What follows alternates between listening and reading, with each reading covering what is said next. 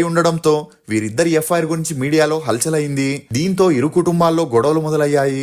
అలా వీరిద్దరూ తమ రిలేషన్ కి ఫుల్ స్టాప్ పెట్టాల్సిన పరిస్థితి వచ్చింది. ఇక ఈ బ్రేకప్ తో మద్యానికి బానిసైన మీనా కుమారి తాగుడెక్కువ అవడంతో 1972లో మరణించింది. మీకు మీనా కుమారి గురించి వీడియో కావాలంటే కమెంట్ సెక్షన్ లో తప్పకుండా తెలియజేయండి.